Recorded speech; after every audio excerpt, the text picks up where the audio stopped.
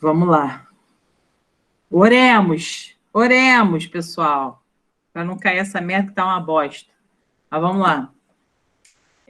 Então, como a gente está fazendo a análise aqui desse poema, né? A gente percebe que nessas 3 estrofes a gente já criou aí uma dualidade entre o amor do primeiro verso e o amor do último verso, né? E a partir da análise de cada estrofe que a gente está fazendo, a gente está percebendo que nos 2 primeiros momentos há uma menção a esse sentimento fugaz, a esse sentimento passageiro que traz certa fascinação e não traz uma tranquilidade.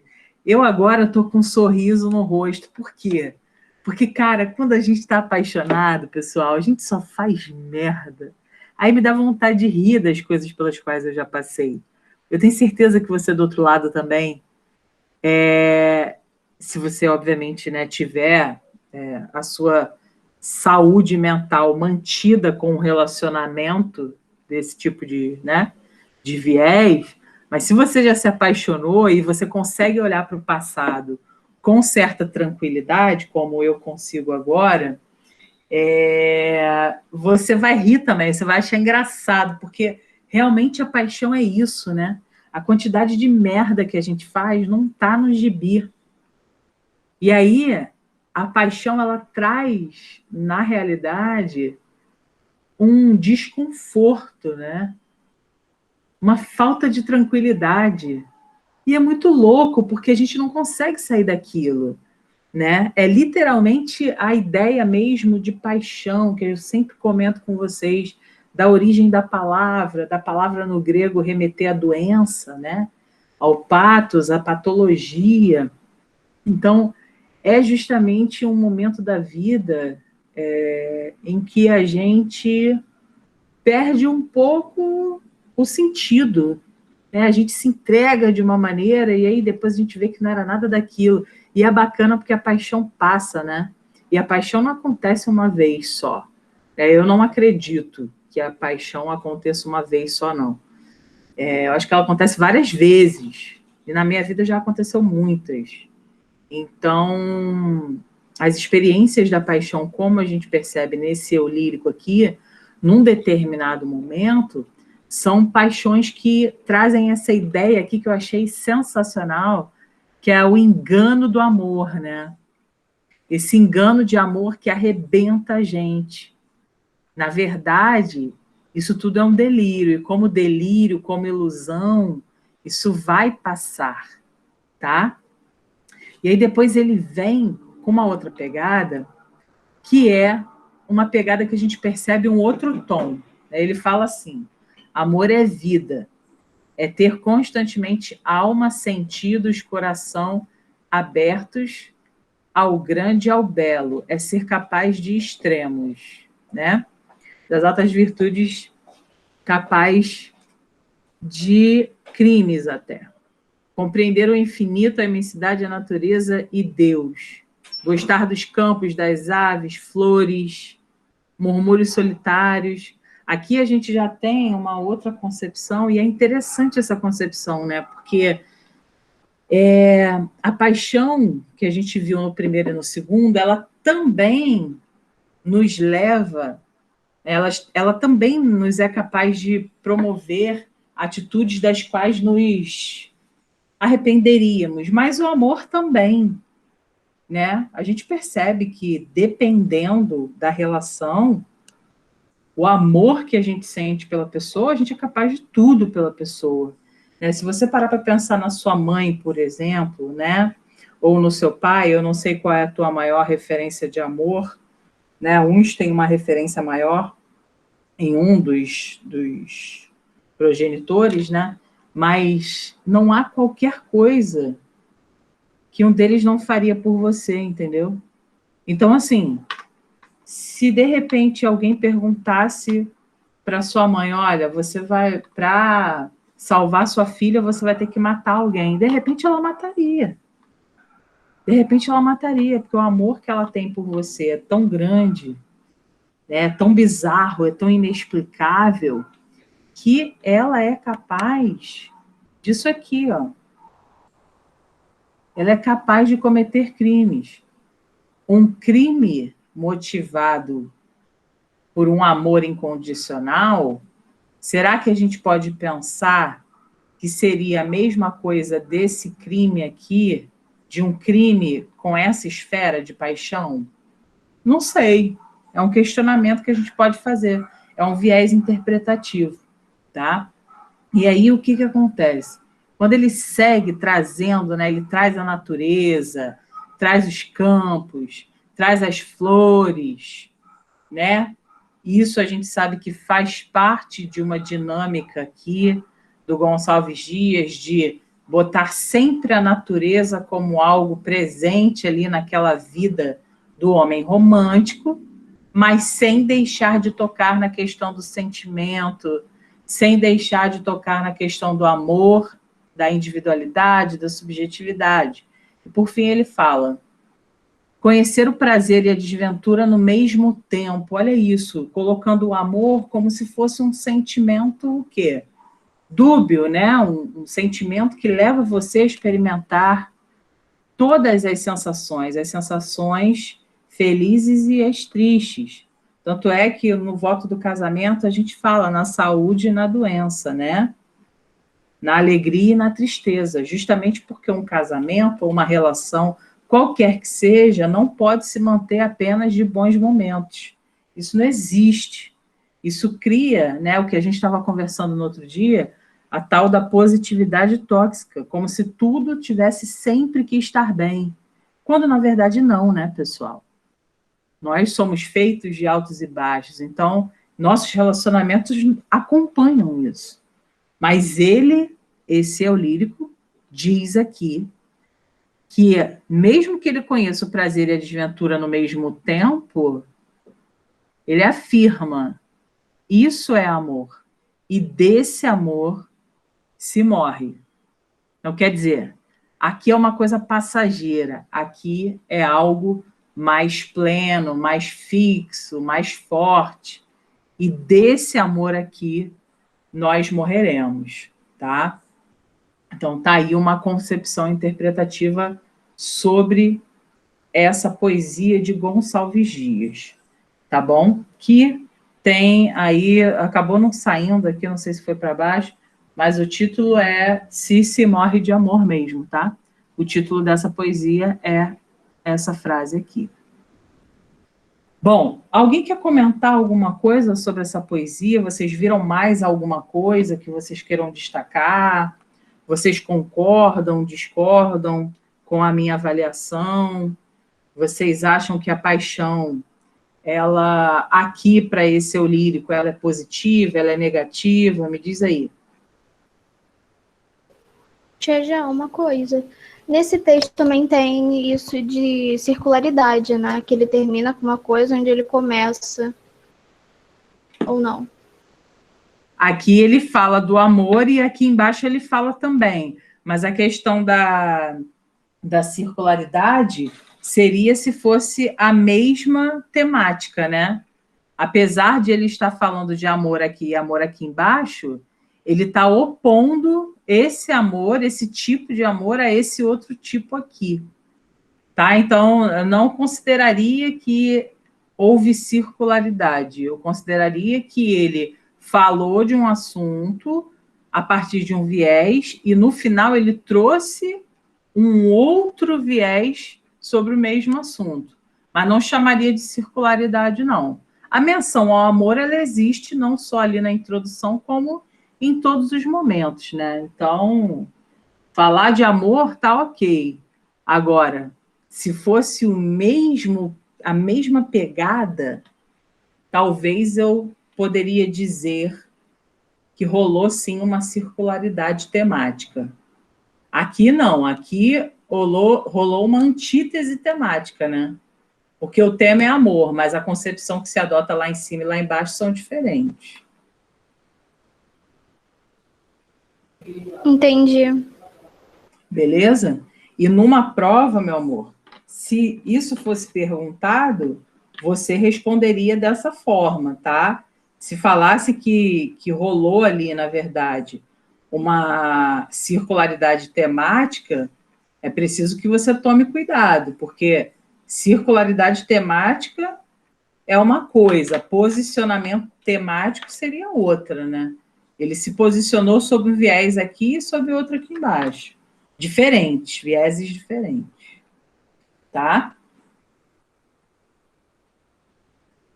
Beleza. Show de bola. Então, vamos às perguntas, pessoal. Pode-se separar o texto em duas partes distintas. De um lado, as duas primeiras estrofes, de outro, a terceira. Que tipo de sentimento distingue cada parte? Como o poeta as caracteriza? Ok? E temos de utilizar o texto para comprovar a resposta. Então, basicamente, já conversamos sobre, né? Eu acho que aqui a gente não tem dúvida quanto a essa subdivisão, essas partes que são distintas, nós conseguimos enxergar da seguinte forma. Nessas duas primeiras, anotem, tá, pessoal? Porque eu não vou digitar aqui no slide, não. Tá? Então, nas duas primeiras estrofes, a gente tem uma paixão, ok? Só que, na realidade, a questão pede mais do que isso. Não é apenas falar que tipo de sentimento é esse, mas dizer como que o poeta caracteriza essa paixão. E aí, o que a gente pode dizer? O que o poeta fala sobre... O que o eu lírico, na verdade, fala sobre essa paixão que ele caracteriza aqui?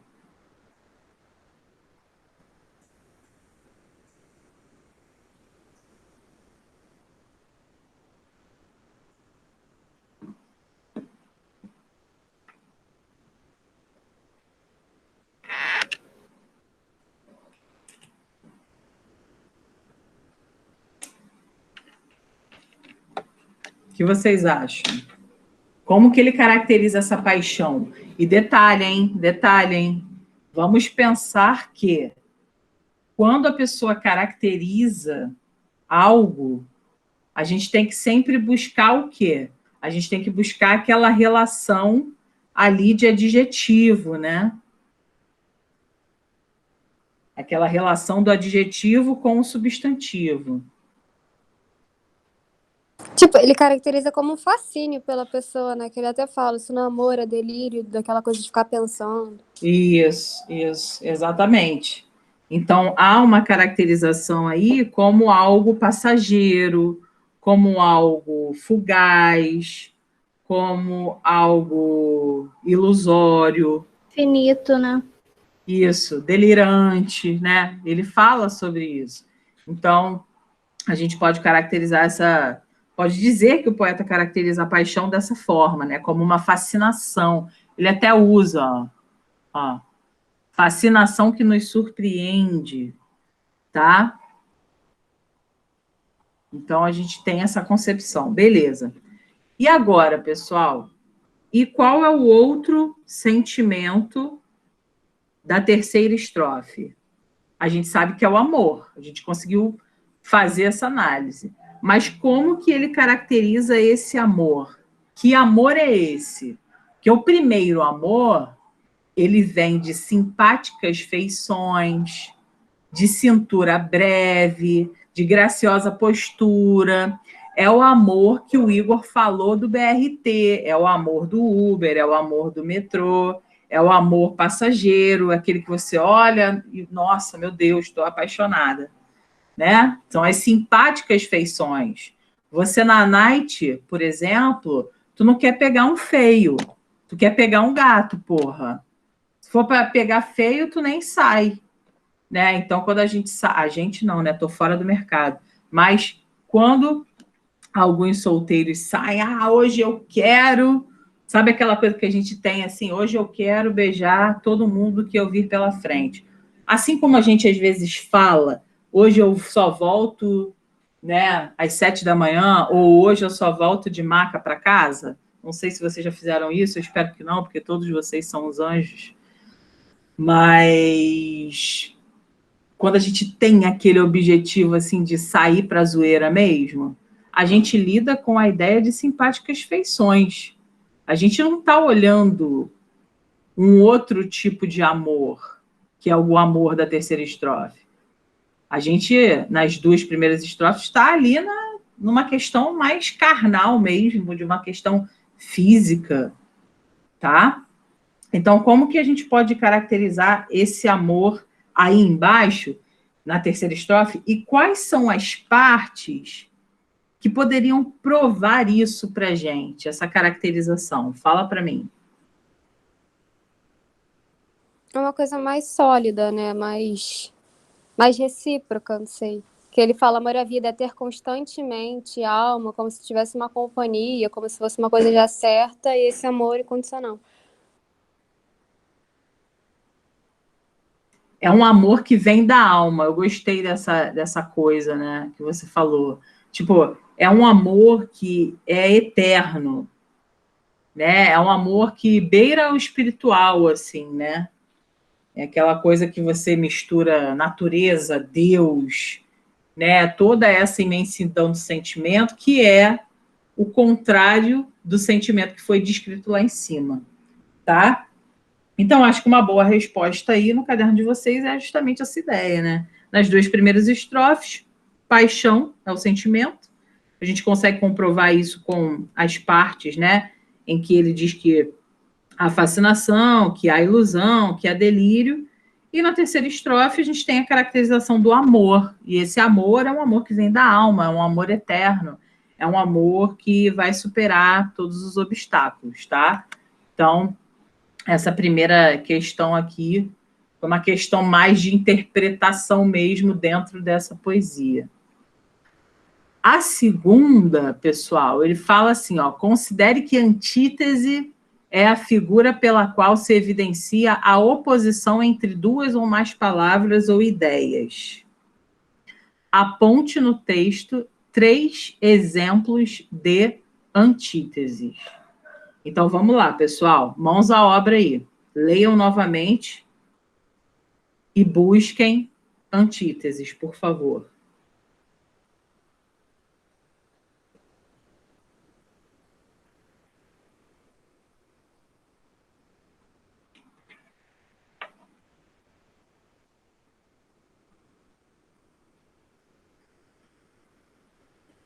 Acho que a principal é o que você já tinha falado, né? De morte e vida.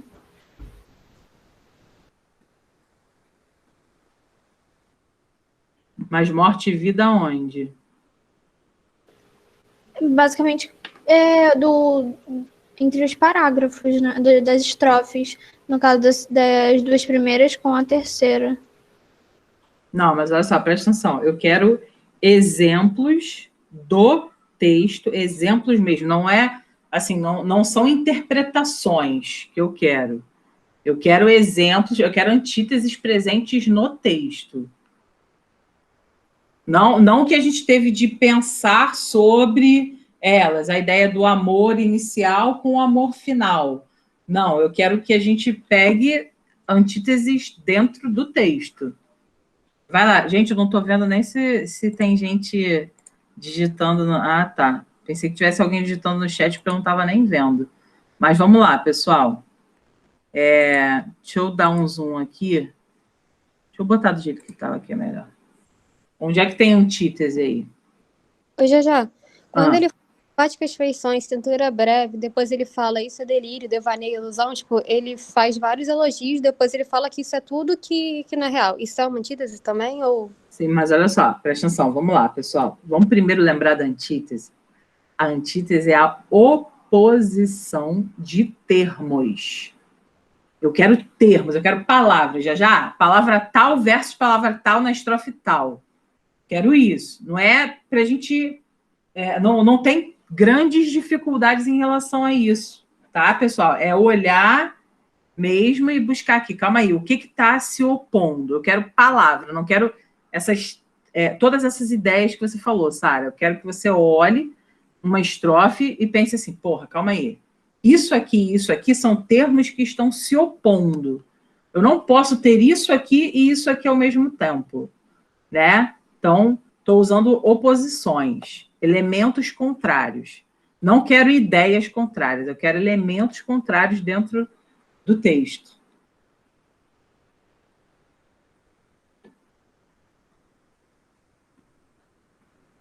Pensem aí.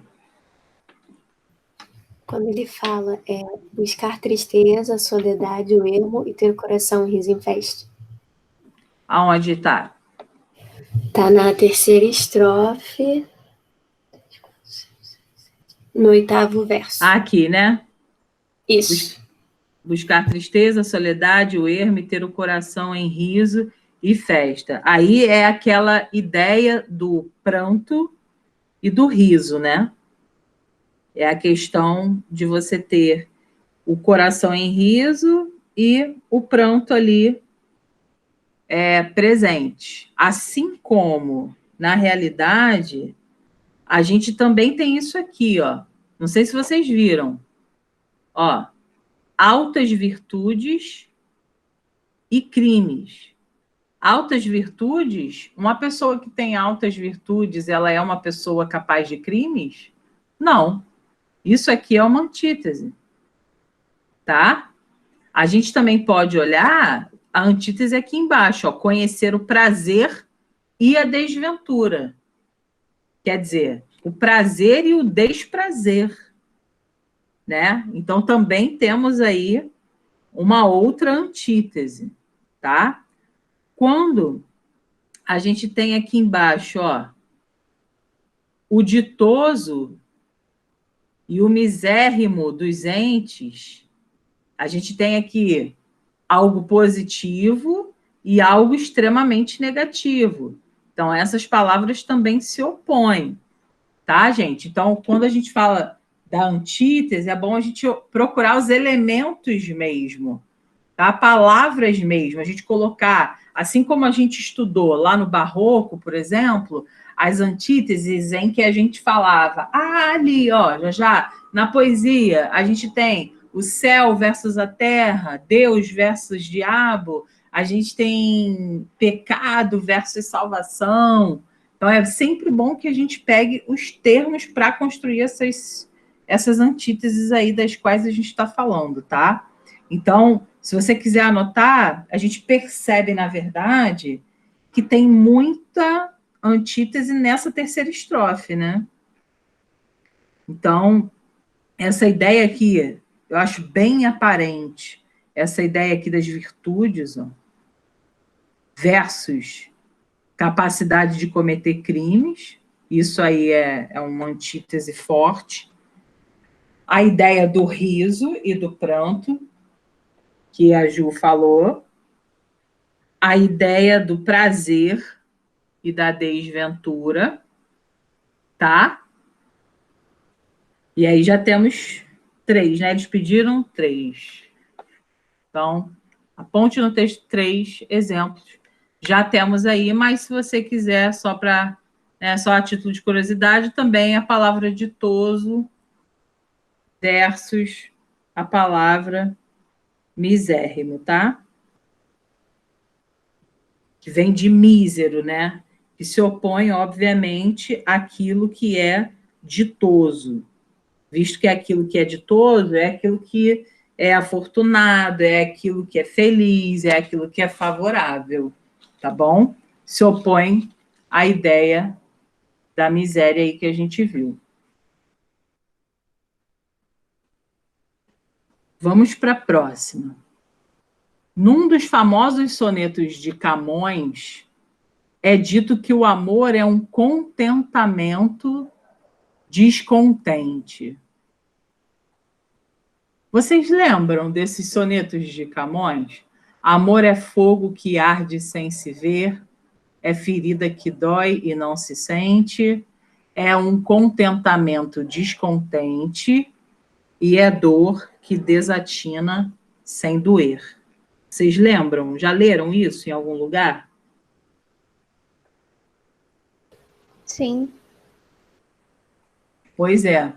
Então, a gente tem aqui, no caso, uma menção a esse soneto de Camões, e a pergunta é a seguinte: em quais versos do poema se fazem colocações semelhantes, dizendo que é um contentamento descontente. E aqui, na verdade, né, a gente não precisa nem perder muito tempo, porque a gente já viu na terceira estrofe aqui aquela parte que a Ju destacou, né? E ter o coração em riso e festa, e a branda festa ao riso da nossa alma, fontes de pranto intercalar sem custo. Então, é um contentamento, que é o coração em riso, descontente porque o pranto vem, tá? Então, aqui no caso, seria essa partezinha aqui, ó. Deixa eu destacar para você. Essa partezinha aqui. Beleza? Tudo bem ou não? Fala comigo. Tudo bem. Beleza. Vamos para a próxima. O comportamento contraditório caracteriza a fascinação ou o amor? O que justifica esse comportamento evidenciado em vários poemas românticos? E aí, gente, vamos pensar, olha só, vamos pensar aqui na questão romântica, né? A gente está falando do comportamento contraditório. Esse comportamento contraditório, ele diz respeito dentro do que a gente estudou de romantismo. Ele diz respeito a algo passageiro ou ao amor em si? Porque nós vimos que as contradições acontecem nos dois casos, tá? Nós vimos isso. Nós vimos que as razões são diferentes, mas que existe uma contradição na paixão e no amor, isso é fato. Isso a gente já sabe, tá? Agora, o que justifica esse comportamento contraditório dentro do romantismo? Como que vive esse homem romântico? Se a gente tem... Vamos pensar de uma maneira assim, ó. Vamos lembrar um pouco do barroco, vamos pensar um pouco nessa subjetividade, tá? Esse comportamento que a gente está vendo, contraditório, tá? Desse eu poético que a gente viu, na verdade não é só esse não, tá? São vários outros poemas românticos com os quais a gente vai lidar e vai perceber esse tipo de coisa. Existe aí, basicamente, uma gangorra que ora leva esse eu poético a uma sensação e ora leva esse eu poético para uma outra sensação. Existe aí uma questão inerente ao amor, que é a questão da irracionalidade. Tá? Na verdade, quando a gente ama alguém, a gente ama, né? A gente tem uma concepção de querer dizer que o amor é tranquilidade, mas depende muito. Nem sempre o amor é tranquilidade. Né? Eu trouxe mais cedo aqui o exemplo da mãe, por exemplo. A ideia de você pensar no amor de mãe e pensar nessa questão incondicional. Por acaso, quando você ama alguém incondicionalmente, esse amor incondicional, ele é sinônimo de paz? De paz, P-A-Z? É sinônimo de paz? Você amar alguém incondicionalmente? Ah, porque você ama incondicionalmente, você tem paz? Existe isso? O que vocês acham?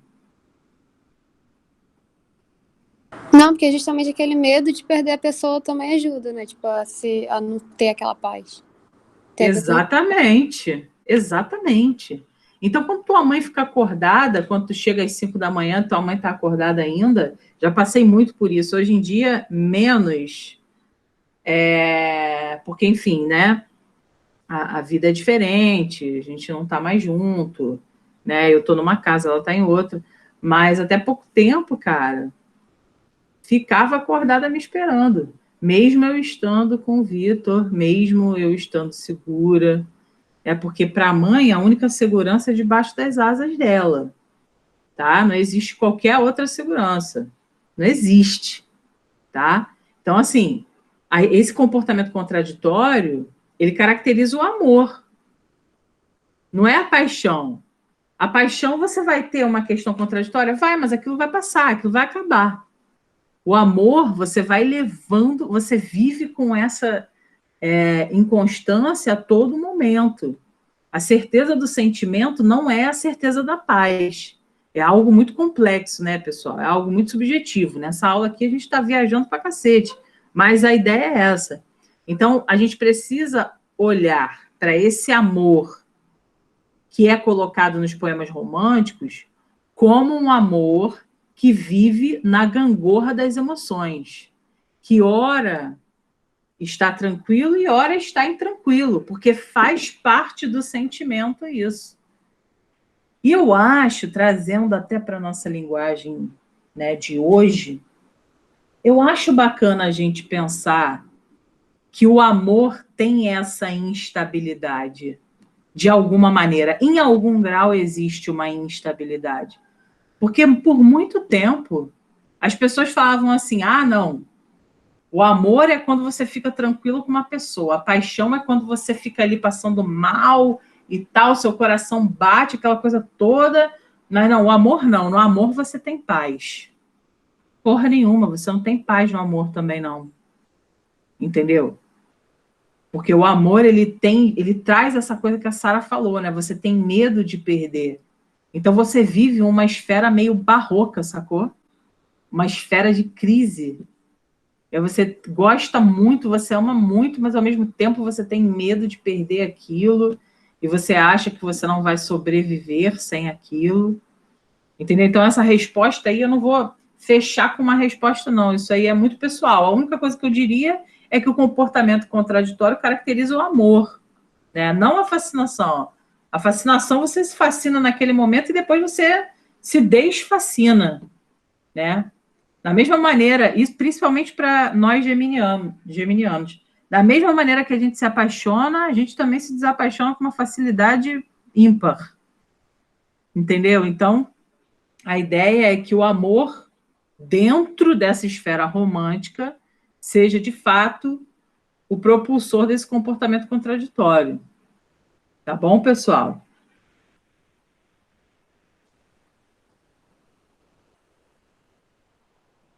Essa Beleza. gangorra, né, desses extremos, essa coisa de ora tá amando, ora tá odiando. Tanto é que se diz que o amor e o ódio, eles caminham juntos, né? Se diz isso, eu não sei. Vocês acreditam nisso? Queria que vocês me falassem. O que vocês acham dessa fala, que o amor e o ódio andam juntos? Eu sempre reflito sobre isso também, adoro uma reflexão assim. Eu acho que o ódio, na verdade, é o amor invertido, assim, sabe? É um amor que não foi bem trabalhado, sabe? Eu acho que você nunca odeia uma coisa que você já não tenha amado pelo menos alguma vez, sabe? É mesmo? Tu acha isso? Que bacana. Eu acho. Eu acho que é o amor invertido mesmo, é o amor. Não sei explicar. É um amor que não é bom, é óbvio, mas eu acho que vem do mesmo lugar, assim. Não acho que seja uma coisa contraditória, não. Tipo, não acho que sejam opostos. Eu acho que, na verdade, tem a mesma essência. Mas, enfim. Que loucura, eu nunca pensei nisso. Para pensar. Sempre que eu, pelo menos, só odeio, assim, alguma coisa, né? Acho odiar uma palavra meio forte. Mas, tipo, coisas que eu já odiei em algum momento é porque em algum momento ou eu amei ou algo do tipo. Mas continua sendo como se fosse um sentimento muito forte, né? Tipo, Mas faz muito sentido. porque eu penso que todos os sentimentos, eles partem do amor, entendeu? Mas isso pode parecer muito louco, então, ok. Não sei. Eu sei lá, não sei. Eu não sei, cara. Agora tu trouxe uma parada que eu não tinha pensado na minha vida ainda, não. Tô igual a Inara, nunca pensei nisso. Não, mas, gente, mas eu penso em coisas que vocês não têm noção, tá tudo bem, vocês são normais. Não, eu achei ótimo. Eu achei ótimo. Mas é que eu não. Você perguntou, falei, eu tenho que contar essa minha teoria. Não, mas está certo, assim, você tá defendendo a sua teoria. É porque, assim, a ideia de isso se fala sempre, né? Essa ideia de que o amor de quando você odeia, é porque na verdade você já amou muito. Enfim, eu não conheço, eu não tenho esse sentimento. Eu, sinceramente, eu não sei o que é odiar. Sem Pois é, sacanagem. então, eu falo muito da minha experiência, tipo, eu não sei o que é odiar, mas em alguns momentos eu senti muita raiva de uma pessoa, mas sempre era uma pessoa, tipo, que tinha me magoado, sabe? Vinha de um lugar de um coração, sabe? Não vinha de um lugar, porque quando eu tô, tipo assim, não gosto de uma pessoa que eu não tô nem aí, que eu nunca amei, que eu nunca tive um sentimento bom, eu cago, eu não tenho ódio, eu Sim, cago, entendeu? sim. Foi mais ou menos meio que da minha experiência com Eu acho sentimento. que, tipo, dentro dessa teoria da Érica, o ódio vem mais pela dor do que pelo amor, né? Porque não necessariamente eu amo uma pessoa que eu odeio, sabe? Ou que eu já amei que eu odiei. Por exemplo, tô vendo um Não, com discurso certeza. lá que eu odiei. Vem pela dor. Sendo que talvez eu odeio aquele discurso porque aquele discurso me atinge em algum ponto, sabe? Que me magoa. Sim, concordo com você. Vem da dor, com certeza. Eu não sei, pessoal. Eu acho que é uma questão muito complexa. Talvez para 2 horas da tarde. E talvez para eu estar bebendo água aqui. Se a gente estivesse num bar, a gente ia ficar até 5 da manhã. Mas você me pegou agora nessa questão aí de, por exemplo, odiar um discurso. Eu vou ter que pensar e te dou uma resposta.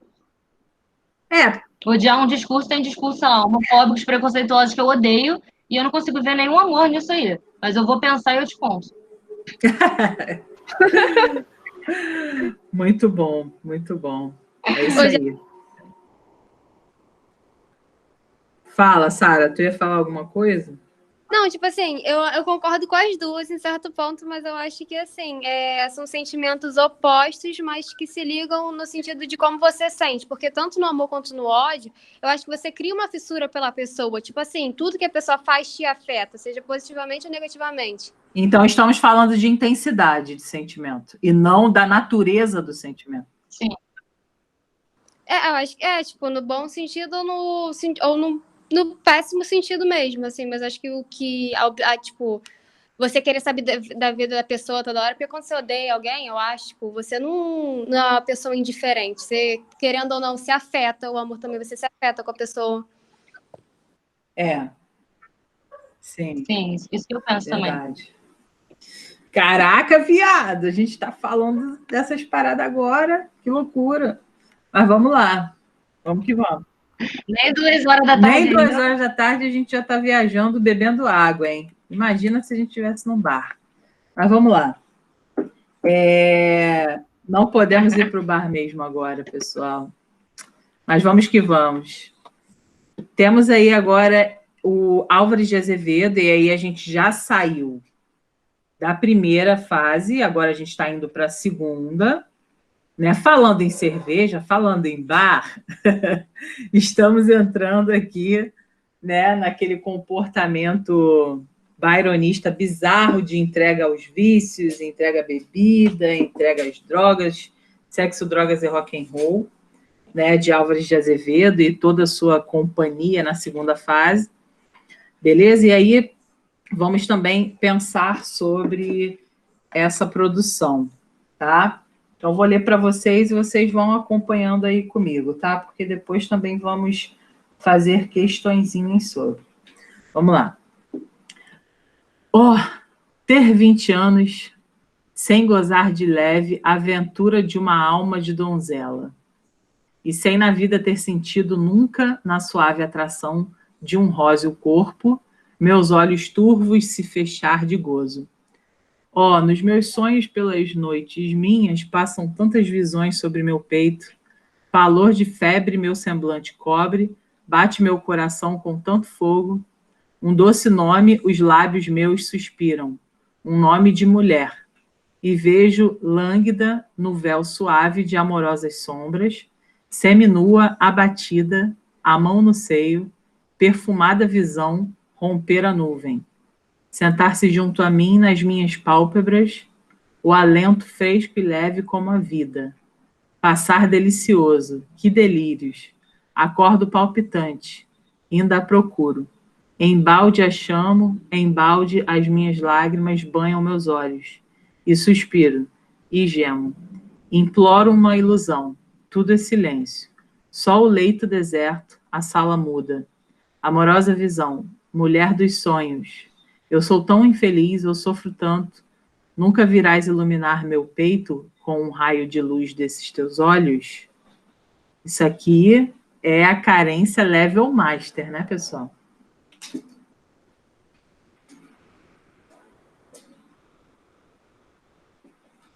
Isso aqui tá difícil, complicado. Então, vamos pensar aqui sobre, né? Nessas 5 primeiras frases, né, nesses 5 primeiros versos, o que nós podemos tirar de interpretação desses 5 primeiros versos?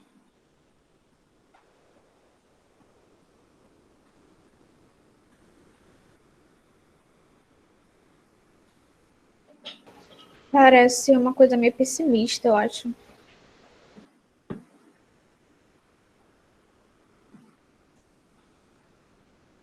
Tá, mas vamos para questões... a gente tem aqui toda uma atmosfera de sensualidade, né, gente? Acho que dá para perceber aqui uma questão sexual, né? De alguma maneira também. Ele fala, ter 20 anos sem gozar de leve aventura de uma alma de donzela, e sem na vida ter sentido nunca, na suave atração de um róseo corpo, meus olhos turvos se fechar de gozo. Aqui a gente está falando da questão do sexo mesmo, né?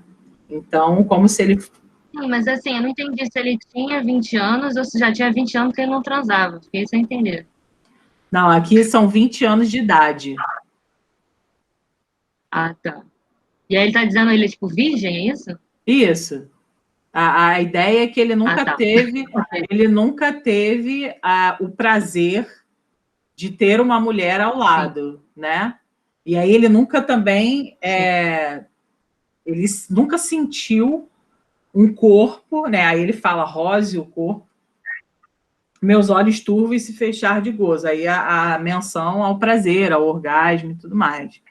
E aí a gente fala, né? A gente pensa nessa ideia quando ele fala assim, nos meus sonhos, pelas noites minhas, aí quer dizer, já parte de uma... É um desejo dele que ele tem, e aí dentro dos sonhos, né, seguindo para a gente pensar sobre, ele fala, pelas noites minhas passam tantas visões sobre o meu peito, aí a febre, a questão da febre, não só a febre patológica mesmo, mas a febre do delírio, né, de você querer muito uma coisa. Sabe quando a gente fala assim, nossa, tá uma febre, aquele ring light para fazer vídeo no Instagram. E quando a gente fala que tá uma febre, é porque aquilo ali tá uma loucura, né? Não é a febre de 39,5 que a gente tem. Então, a ideia é quando ele fala aqui, valor de febre, meu semblante cobre, bate meu coração com tanto fogo, tem essa dubiedade, porque ele realmente pode estar, né? Ele está com o pavor da febre, aquele, né, mal-estar da febre, mas essa febre também pode ser uma interpretação do desejo dele, que o coração dele bate com um fogo, e ele nunca, na verdade, teve a oportunidade de executar de fato esses sonhos que ele tem. E ele diz, um doce nome os lábios meus suspiram, um nome de mulher. Tá? Então, ele tem um desejo por alguém, né, um nome específico, e aí ele enxerga essa mulher, né? Tanto é que ele fala, vejo, lânguida. O que é lânguida? Lânguida é fraca, né? É abatida. No véu suave de amorosas sombras, seminua, com a mão no seio. Isso aqui é como se fosse um pós-sexo, né? É essa a ideia. Então, ela está lânguida porque ela está fraca depois dessa intensidade toda que rolou. Só que não rolou, rolou no sonho dele, né? E ele fala, perfumada visão, olha isso, olha que bacana. Perfumada visão, a gente tem perfume com o olfato e a visão com a questão da visão mesmo, do sentido da visão. A gente tem uma figura de linguagem. Qual o nome dessa figura que mistura sensações, sentidos do corpo humano? Sinestesia? Exatamente, exatamente. Então, seguindo aí, temos aqui, sentar-se junto a mim nas minhas pálpebras, o alento fresco e leve como a vida, passar delicioso, ele, né, é aquela ideia, ele se deleita de estar pensando sobre tudo isso, né? E ele acorda palpitante e procura essa mulher, né? Só que aí, logo em seguida, ele fala em balde, né, pessoal? Não sei se vocês já ouviram esse advérbio, mas ele até já caiu em desuso, né? Mas em balde significa em vão, inutilmente. E aí ele fala, né? Em balde a chamo, em balde as minhas lágrimas banham meus olhos. Então, inutilmente, ela não está aqui. Ele suspira, ele geme, implora por essa ilusão. Só que nada acontece, né? Tudo é silêncio. Então, a partir do reconhecimento desse cenário, ele vê que ele é infeliz e que sofre, enfim. E a mulher, né, esse sentimento, essa mulher, essa pessoa, seria o raio de luz que iluminaria a vida dele, né? Só que essa pessoa ela não existe, ela não está aqui demonstrada na poesia, mas é um desejo que ele tem. Tá, pessoal? E aí vamos para as questões. O texto apresenta basicamente 3 partes: a realidade, o sonho, novamente a realidade. Aponte o início e o fim de cada uma das partes. Então vamos com calma. Temos que achar a parte da realidade, a parte do sonho, ok? E a parte do retorno à realidade.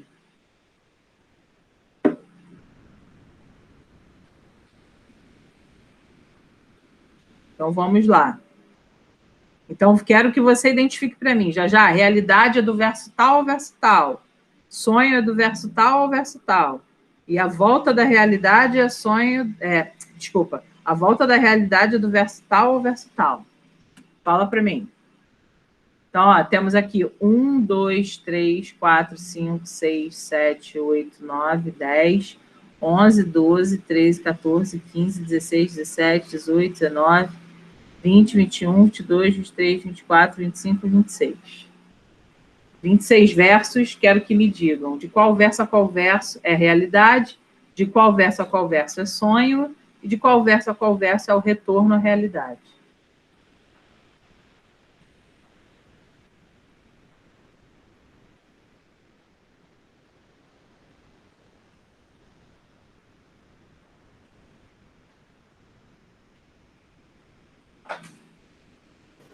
Do primeiro ao quinto, é a primeira realidade?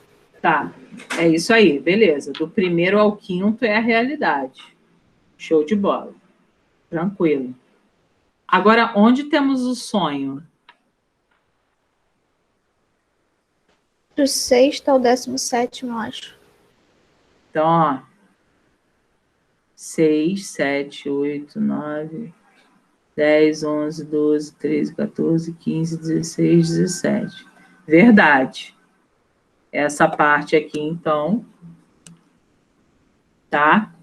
Do verso 6 ao 17, a gente tem o sonho, e o retorno da realidade vai do verso 18 ao verso 26. Então, coloca aí, tá? No seu caderno, Primeira realidade de 1 a 5, depois o sonho de 6 a 17, e a volta da realidade a parte do 18, né? Então, dos versos 18 ao verso 26. Beleza. A segunda pergunta é: quais palavras têm sentido de negação? Elas caracterizam quais partes? Então, onde tem palavra com sentido de negação?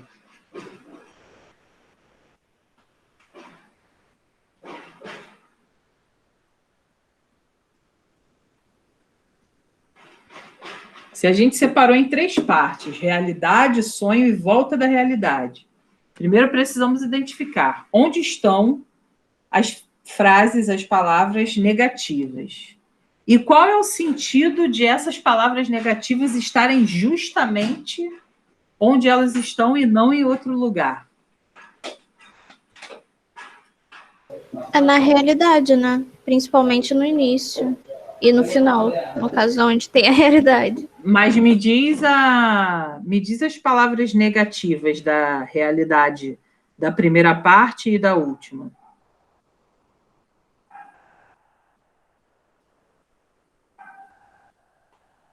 Pessoal, ajuda aí. Tenho sem, tenho nunca. Isso, na primeira parte tenho sem, tenho nunca, o outro sem, né, ali na terceira, no caso aqui, ó, sem e sem. Palavras negativas, beleza. E na última, pessoal, na última estrofe, quais são as palavras negativas? Esse embalde que eu disse para vocês, né, que já caiu em desuso, então natural você não conhecer. O que mais?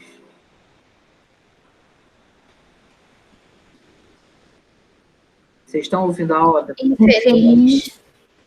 Sofro. Tenho nunca Silêncio, também. silêncio, deserto, muda. Essas palavras têm um peso negativo, tá, pessoal? Infeliz, né? Nunca, exatamente. Ilusão. Agora, ilusão. Ilusão tem um lado negativo também. Exato. Agora, vamos pensar numa coisa. Essas palavras com sentido de negação, né, a gente já sabe que estão caracterizando as partes referentes à realidade. Tá. E aí? Se as partes que dizem respeito à realidade contêm palavras negativas, o que a gente consegue entender? Que na parte do sonho não tem a negatividade, porque o sonho é aquilo que a gente idealiza, né? É aquilo que a gente deseja. E qual seria o resultado desse sonho que não apresenta nenhum tipo de problemática quando esse homem acorda?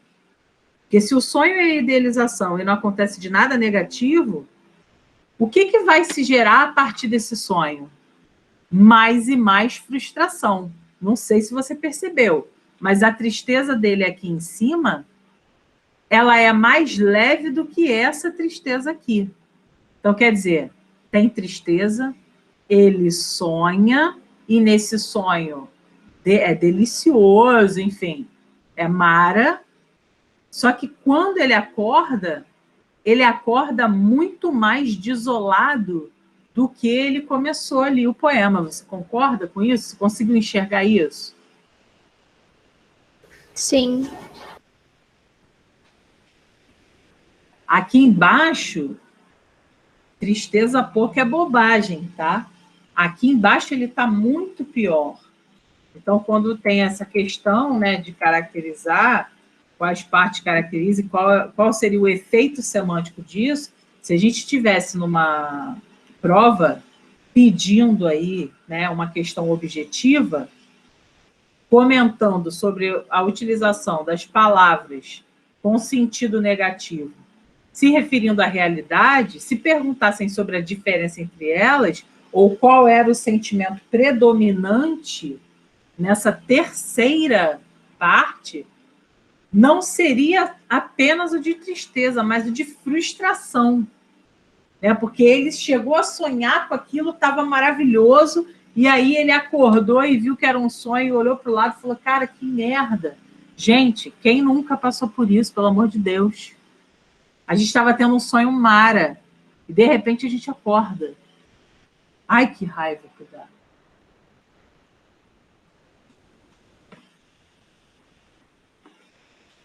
E o pior não é isso. O pior é quando a gente tenta voltar a sonhar e não consegue. Eu consigo, direto. Acho que eu tenho muita força de Nossa. vontade. Cara, esse negócio de sonho é muito doido. Porque às vezes você tá sonhando um sonho que é tipo um filme, né? Tipo, você quer saber o que vai acontecer. E aí você acorda Sim, e eu volto a bizarro. dormir, não porque o sonho era bom, às vezes, mas porque eu preciso saber o final desse sonho, né? É uma história. E aí depois que eu acordo, que eu falo, gente, que louca. Que louca, É muito louca verdade. mesmo. Eu não consigo. Eu não Eu crio consigo altas voltar. histórias, assim, daria umas histórias super engajadas, assim, real. Cara, uma vez você está falando de história, uma vez eu sonhei. Eu não sei se vocês já tiveram a oportunidade, ou não é uma oportunidade, na verdade, eu não sei se já passou, né, na vida de vocês, eu não sei se vocês já tiveram esse sonho. Vocês já sonharam que estavam sendo perseguidos? É o pior sonho que se pode ter. Direto. Que alguém está seguindo você, né? Nossa, cara. Daí você Eu abre. tomo a liberdade aqui para acrescentar. Eu sempre sonho que eu tô sendo perseguida e eu tô pelada. Eu fico assim, meu Deus, cadê minha roupa? Desesperada, e todo mundo indo atrás de mim, eu procurando a roupa. A minha roupa sempre desaparece do nada. Tipo, Que eu tô num shopping, de loucura! repente eu me dou conta de que a roupa sumiu. Tipo, como assim eu Caralho, aí cheguei tu lá tá sem roupa? pelada. Aí tu tá pelada correndo. E aí todo mundo começa a correr atrás de mim, é sério. E eu pelada, desesperada. Acontece desde criança, cara. Desde criança. É meu Caralho, sonho nem Freud explica essa característico. aí. Nem Freud Ah, explica não essa aí. sei. Acho que Talvez. nem ele. Mas, cara, bizarro, né? Nossa. A gente nunca vai entender essas ligações, né? Com o sonho e tudo mais. Mas é muito ruim. E outra coisa ruim é sonhar que tá caindo. Porque você tem a sensação Sim. de queda, né? Não sei se você já... Às vezes eu sonho uma coisa e aí depois, no outro dia, eu sonho outra coisa continuando um sonho, sabe? Tipo, parte 2. Nossa, eu não No tenho sonho eu isso. lembro que eu tive um sonho. Eu Eu não sonho Já tenho. muito, cara. aconteceu, Dizem que de eu, isso não é bom, mas eu sonho. já aconteceu de eu sonhar com hoje com uma coisa e, tipo, semana que vem eu sonho com essa mesma coisa, exatamente, repetindo. Isso já aconteceu. Cara, eu já sonhei, assim, não sonhei, né? Na verdade, eu já acordei chorando e já acordei sorrindo também. Tipo assim, chorando porque eu estava no show do Bon Jovi, é minha banda preferida, e eu nunca tinha ido, né, a um show dele na época, né? Hoje eu já fui a uma caralhada, mas na época eu era mais nova, bem mais nova, e eu acordei chorando horrores porque eu estava num show do Bon Jovi, e aí o meu irmão dormia, né, comigo na cama ao lado, e ele me olhou assim chorando e ele não sabia se me acordava e tal. Bizarro, né, cara? Como é que pode isso? E rindo também, acordar rindo. Caralho, muito bom. Acordar rindo é a melhor coisa do mundo, né? Sem ninguém te acordar, te estressando, com porra nenhuma, barulho. Nossa, adoro. Mas vamos lá. Pensando nessas questões, né, do sonho, veja como o sonho, para esse momento romântico de segunda fase, ele é um escape, né? Ele é uma evasão, ele é uma oportunidade de se ter aquilo que não se tem.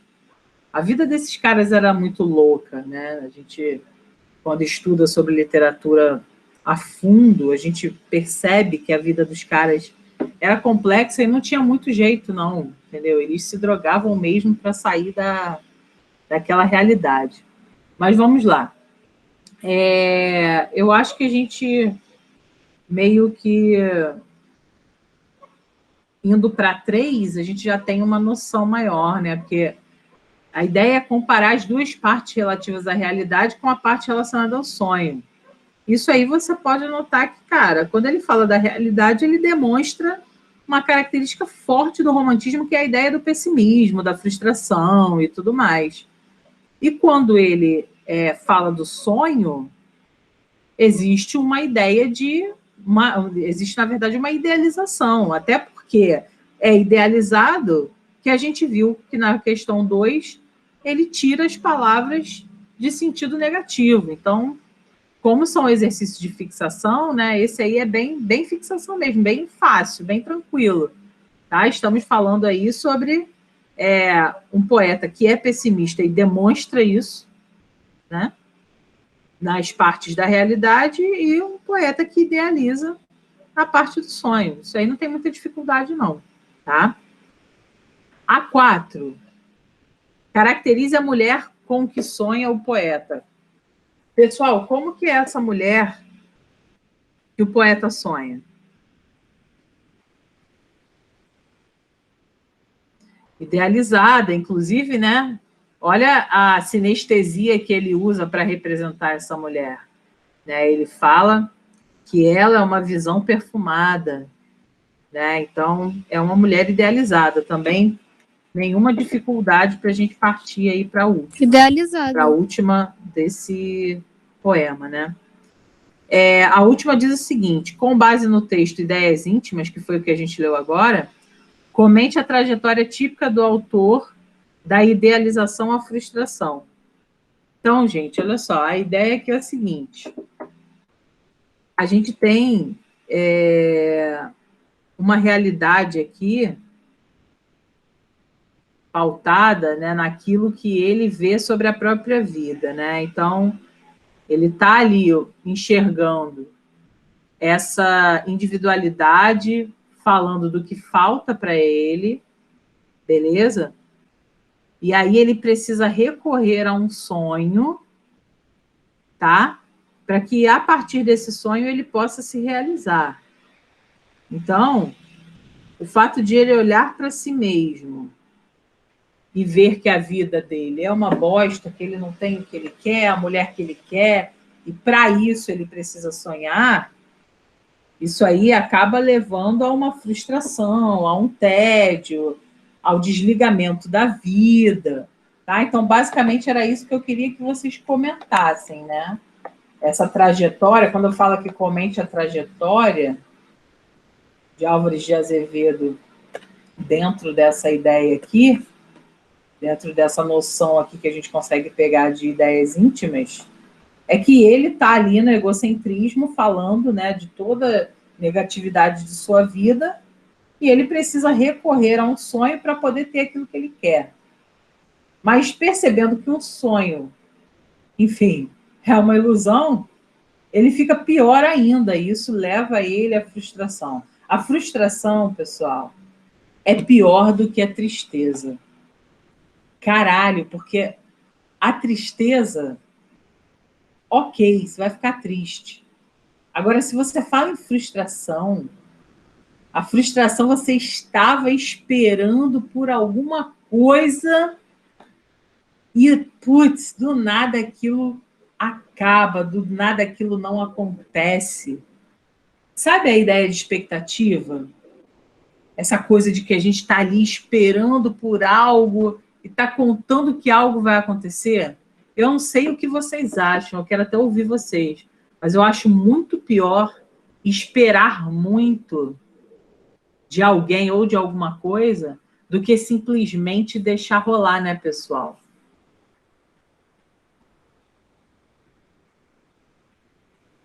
Sim.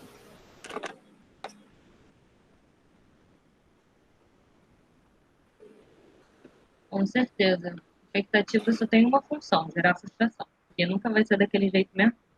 Sempre vai ser diferente, entendeu? Ou para melhor ou para pior. Se você foca muito numa coisa, né, você acaba que nem vê as outras coisas boas diferentes, né? Você está procurando só aquilo que você planejou na sua cabeça. Eu acho que a ideia da expectativa é tipo assim, a gente nunca vai... Assim, não vou falar nunca, né, pessoal? Mas, cara, quando a gente espera alguma coisa, normalmente a gente espera com a base que é a própria palavra, né? É a ideia de esperança. A gente espera que seja algo melhor, a gente espera que a vacina da Covid fique pronta logo, a gente espera que o nosso vestibular seja um bom vestibular, a gente espera que o nosso relacionamento seja para sempre, a gente espera que os nossos pais tenham saúde, a gente espera, né, que o país se reconstrua, a gente espera um monte de coisa, a gente espera sempre para aquilo que é bom, né? Até porque o ser humano tem uma dificuldade com o sentimento, né, de lidar com o sentimento negativo, de lidar com o não, de lidar com essas questões que não nos favorecem, né? Dificilmente a gente enxerga uma situação adversa como um aprendizado, a menos que alguém vire para a gente e fale assim, ô porra, tem que enxergar isso como aprendizado sim. Vamos tentar mudar, vamos tentar ser melhor a partir disso. Quer dizer, precisa alguém falar para a gente, para que a gente possa fazer diferente, né? Senão a gente vive imerso ali naquela merda e a gente não sai dela. É basicamente isso. Pessoal, para a gente fechar, eu estou aqui com um poema bem interessante do Castro Alves, e aí a gente já pulou, né? A gente saiu de Gonçalves Dias, foi para a ideia do Álvaro de Azevedo, que é a segunda fase, e agora a gente vem para a terceira fase, com Vozes da África, tá? E aí a prosa romântica a gente faz amanhã na aula de texto. Enfim, eu vou ver aí o que a gente vai fazer para a gente já terminar isso, mas eu estou tranquila.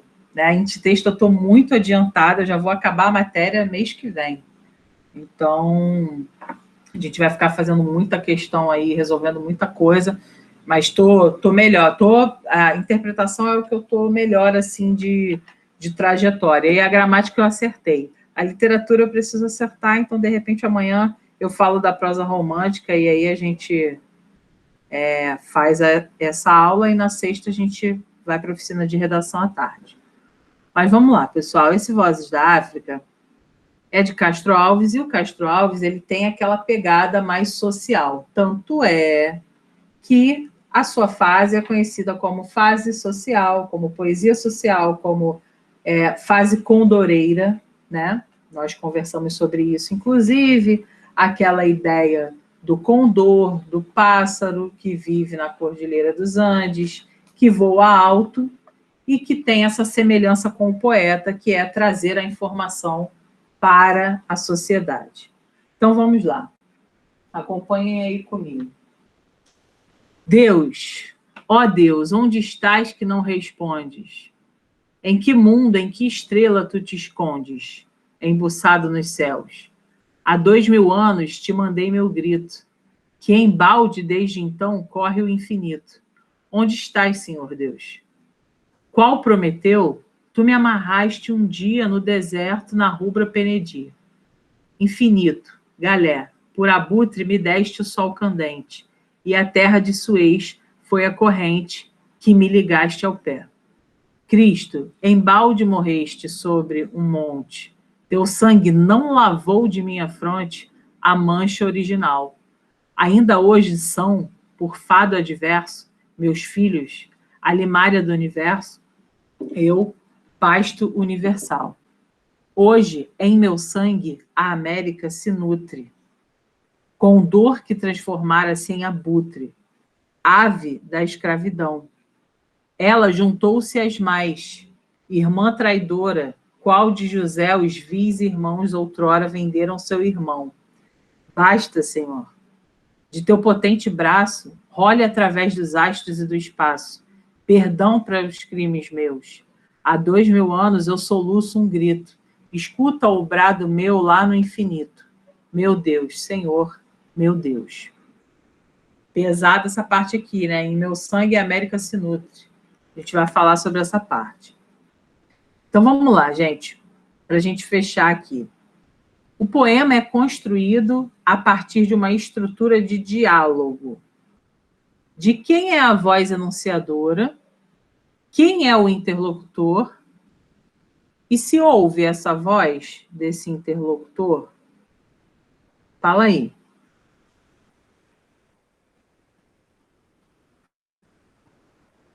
É ele mesmo, né? Que ele ainda fala o meu sangue. a voz enunciadora, o interlocutor. Queremos saber o quê? Ó? De quem é a voz enunciadora, quem é o interlocutor, e ele pergunta, ouve-se a voz desse interlocutor?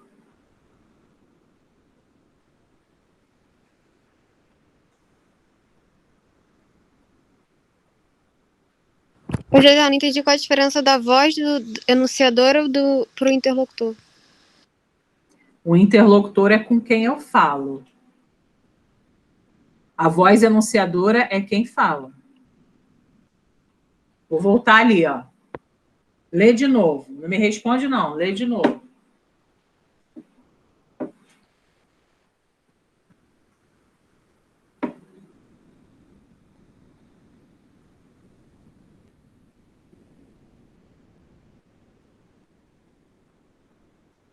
Pode falar.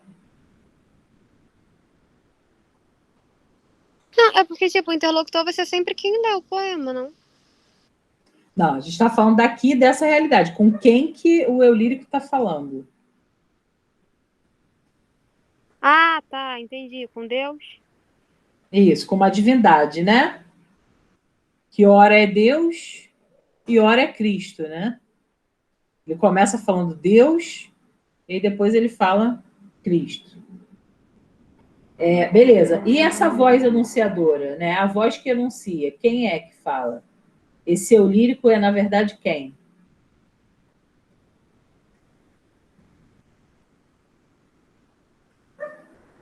Ele mesmo que tá falando, não? Mas quem é ele? Essa é a questão. De quem é essa voz dentro da poesia? De um escravo? Não, amor, da África mesmo. É a África personalizada. Tanto é que o título da poesia é Vozes da África.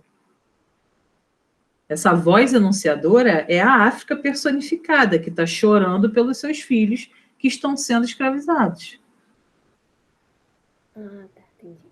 Entendeu? Nossa, eu nem olhei pro título. Cagou, né? Cagou o título. Eu esqueci. Então, vamos lá. Primeiro já ouve-se a voz desse interlocutor? Não, né? Nunca é dada a palavra ao interlocutor. A gente nunca tem a resposta do interlocutor ali dentro, né? Pelo menos não nesse caso. O grito lançado pela voz enunciadora foi ouvido? Que palavra do texto justifica a sua resposta? Então, volta lá, lê novamente e me responda se o grito lançado pela África, personificada na poesia, foi ouvido. Sim ou não, e justifique sua resposta.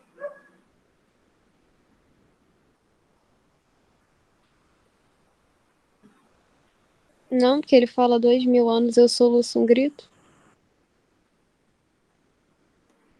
Não, realmente não é ouvido, mas não é essa parte que justifica isso.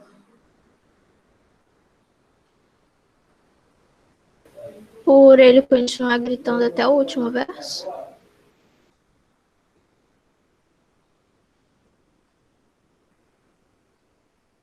Ele fala aqui, ó. Na verdade, é essa parte aqui, ó. Embalde é inutilmente, né? Inutilmente, essa ideia, essa coisa de que não foi, né? Há 2000 anos eu te mandei meu grito, beleza, mas ó, embalde, desde então corre o infinito. Embalde você morreu sobre o monte, porque não adiantou nada, né?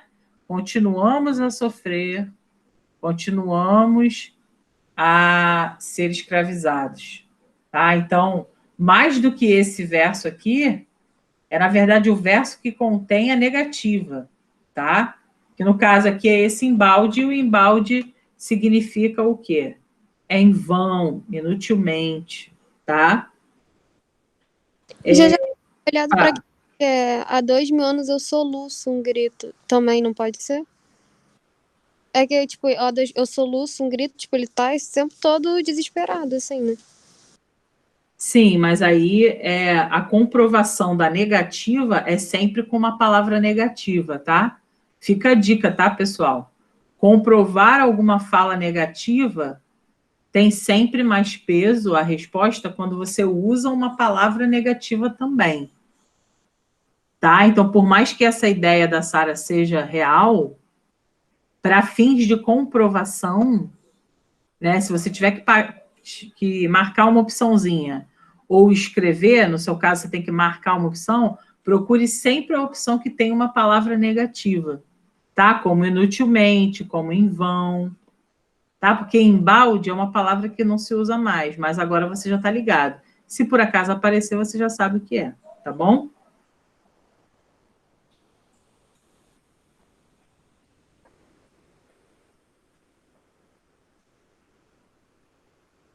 Sim ou não? Tá bom. Então tá, a próxima é: há 2000 anos remonta a época do nascimento de Cristo. Que passagem do texto faz referência a essa época?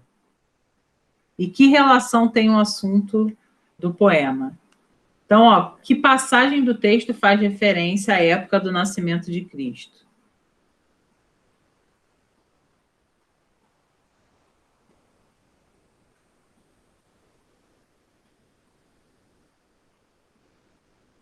Onde no texto que está isso?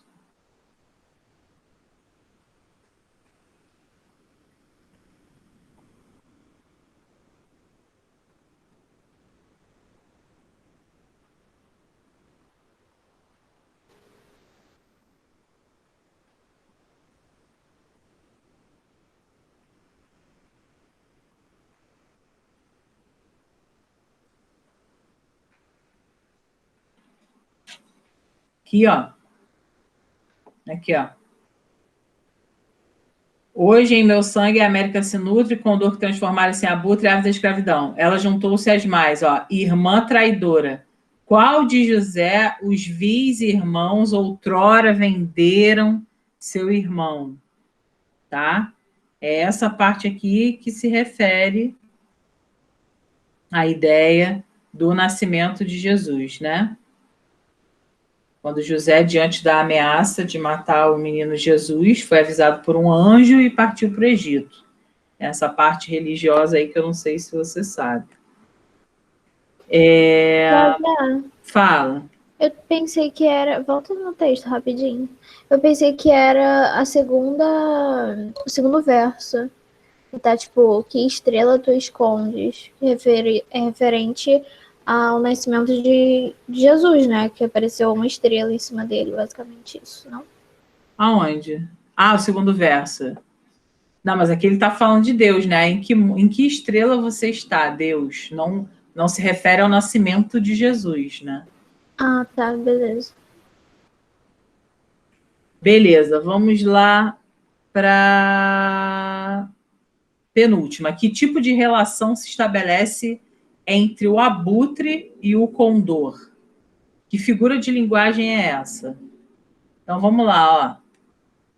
Hoje em meu sangue a América se nutre, condor que transformara-se em abutre, ave da escravidão. Qual é a relação que ocorre entre essas palavras aí?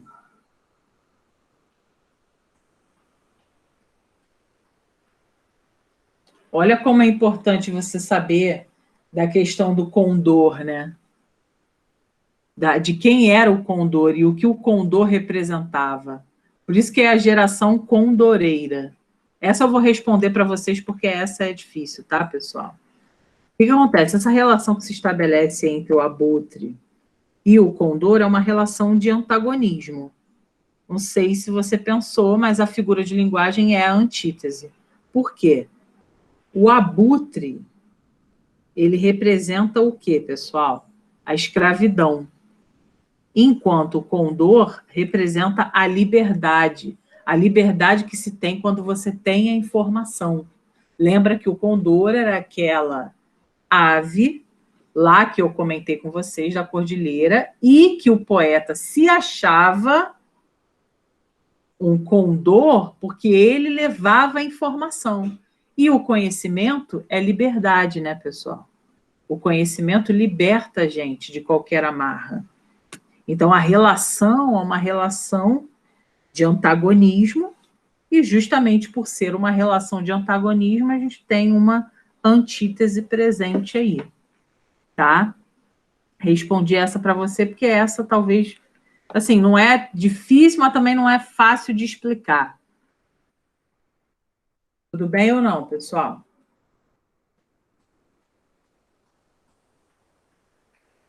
Tudo bem.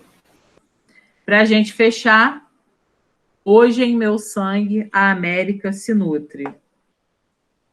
Gente, o que isso quer dizer?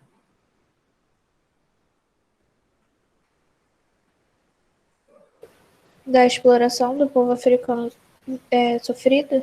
Exatamente. Os negros africanos eram trazidos para cá, né, para a América, e aqui eles trabalhavam como escravos. Tá? No início da colonização, a gente sabe que rola isso, né? As relações coloniais, toda aquela ideia de servo e de exploração que a gente tem, que até hoje a gente tenta resolver esse problema, né? Então, mesmo depois de toda a ideia de independência do país, os negros ainda continuaram escravos, e aí vivem passando por tudo que estão passando até hoje, tá? Então, a ideia aqui justamente é que a gente explique que os negros africanos eram trazidos para cá, né, eram escravizados, eram maltratados, eram mortos, e aqui eles trabalhavam, né, servindo ao homem branco. Tudo bem, gente? Tudo bem. Beleza. Aqui tem esse romantismo no vestibular, não sei se vocês conseguiram fazer, mas depois a gente pode... Amanhã a gente comenta sobre, a gente faz essas questões e aí vai para a prosa, porque a prosa também tem pouquinha coisa, tá? E aí a gente encerra o romantismo. Tá bom, pessoal? Vou parar aqui agora. Mais tarde, eu vou colocar, eu só vou almoçar agora que eu estou morrendo de fome, e aí daqui a pouco eu posto o slide para você, beleza? E aí você faz aquelas questõezinhas do romantismo no vestibular, e eu vou passar para você também outras questõezinhas da apostila. Tá bom?